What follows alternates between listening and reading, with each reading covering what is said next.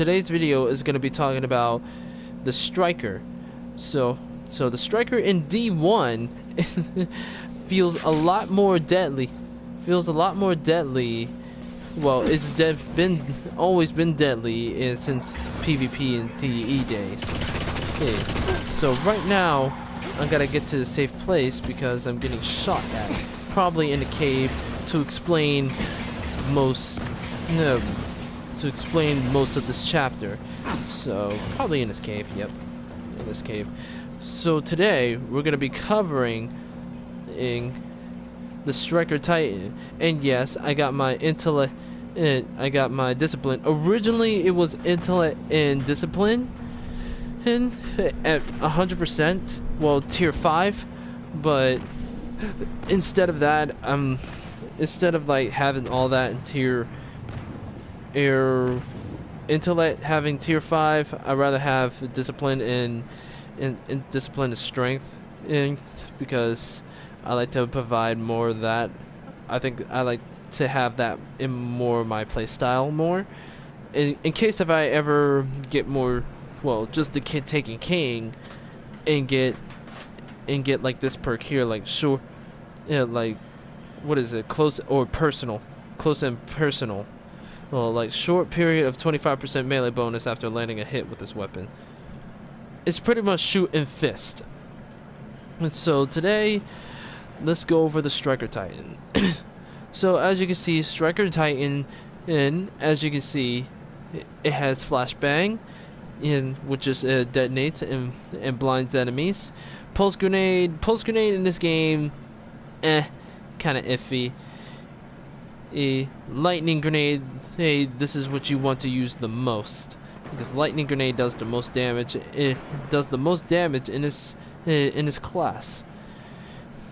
Yes, so we got lift, extra jumps, increase height, control, catapult. Originally you want to use catapult, but I think increased control is better in this game.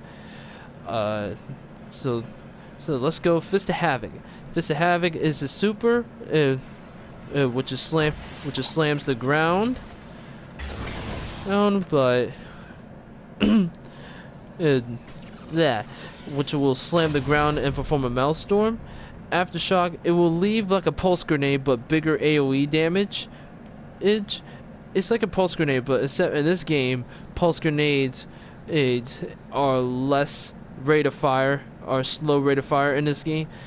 So aftermath is not really too much. Death from above. You got death from above after jumping. Fist of Havoc can be aimed at enemies below you.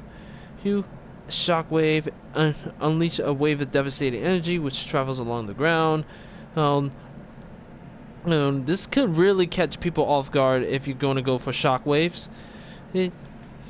Because if you're not doing like Fist of Havoc and it provides like death from above and after. Because if you decide to just use your super and let your shockwave do the most thing, then at close range, yeah, the foe or enemy in PvP is gonna catch off guard about that one. So I'll show you death from above. I always choose death from above. You just gotta be in the air. Pretty simple and clean, like you have seen in Destiny 2, except that's a Thunder Crash version. And alright, Storm Fist, a punishing melee attack that deals bonus damage. Whew. And Storm Overload reduce Storm Fist cooldown. Hits with the Storm Fist has a chance to immediately reset its cooldown. And I chose Overload because with Overload, it is the fastest melee cooldown in the game, and I accidentally shouldered. Oh my god.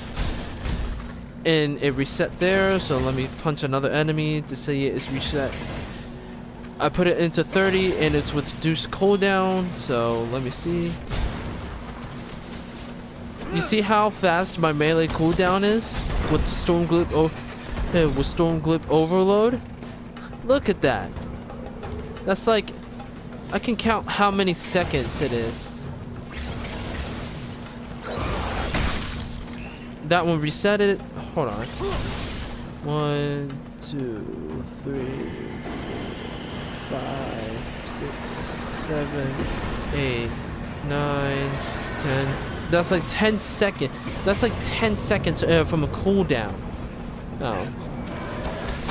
And taking enemies has been returned. So let's go back in. So let's go back where we came from. Discharge. Discharge. It hits with the Storm Fist. It deals area of affected damage. AOE. Hit around targets. Its amplifier kills with this kills with the Storm Fist significantly reduce the cooldown of Fist of Havoc. So if you're not running Storm Grip Overload, the amplifier is not bad, to be honest.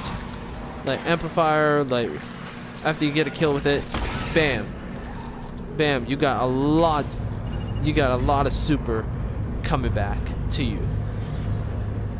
So yeah, overall, I will always pick Overload because that's the best perk out of anything others because of the cooldown and resetability. Now Titan Codex, you know, I'm a tank type, so it's not too much. Transfusion in this game, you know, when year 3 came back, you know, they nerfed transfusion, so it's no longer useful anymore. Or like kills with the Storm Fist or shoulder charge immediately triggers health regeneration. Doesn't regenerate much in year 3 because they nerfed transfusion, so it no longer triggers regeneration HP. You only regenerate a bit. That's pretty much it. Aftershock increased the duration of pulse grenade, lightning grenade, and aftermath. This is the second option, but my number 1 option is headstrong. Faster sprint, you gain agility increase and sprint increase the leap distance of Fist of Havoc. So I will go over there, increase the leap distance of Fist of Havoc. A Titan will jump and he'll just regularly Fist of Havoc. And he got some orbs for me. You know. All right, here we go. Alright, we'll do this public event and then we'll get back to it. Just a little more.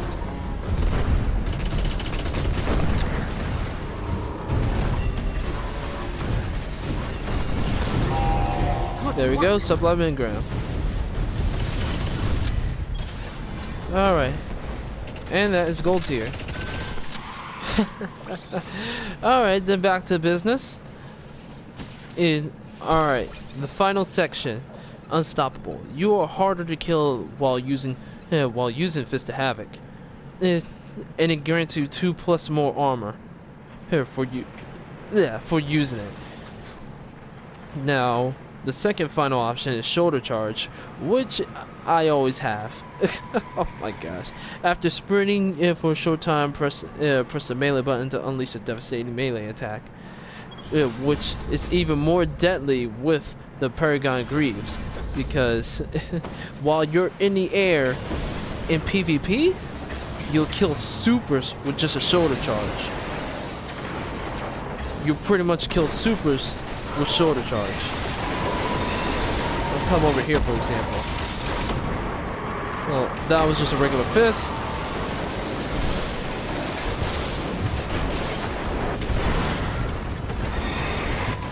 That was just a regular fist. And not just that.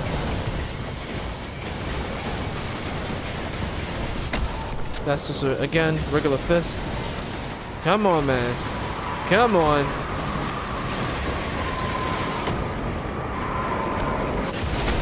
There we go. There you go. It didn't do that much. That's because it's a yellow enemy, but at least it shows more damage numbers. There we go. But it did a lot of damage in D2, so, which is, I think it feels like a buff to me. A buff to me in damage. But the Paragon Greaves is buff in D2 in terms of like damage increase. East. So back to business. The last but not least, Juggernaut perk. And this perk is a sucker to handle, because if you're wielding like a shotgun user, you'll see like the shield around me. You'll see like a shield around me, roaming around. You can only activate it in ground mode, but yeah, this sucker was got rid of in D1. But mainly I'm a shoulder charge type of guy. Yeah, I'm a shoulder charge type of guy. Yeah, but on top of that, since I most likely use shoulder charge, I always use the Parmenian Greaves. It's like a best friend of mine. Storm Grip Overload, and second of all, Storm Grip Overload is the best. As like I said, it has the fastest cooldown in the game, and it has the chance to just reset its cooldown, and not just resetting its cooldown, it also have the strongest melee damage in the game.